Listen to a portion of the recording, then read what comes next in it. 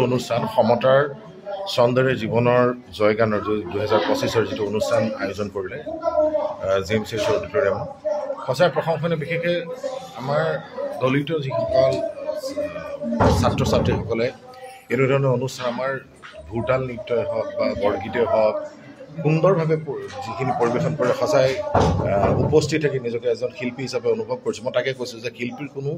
ভাষা বা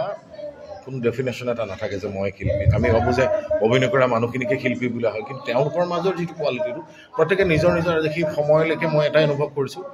যে তেওঁলোকে বয়সটো আমি পাৰ কৰি আছোঁ সেই বয়সত আমি কি কৰিছিলোঁ আৰু এতিয়া এওঁলোকে এনেকুৱা এটা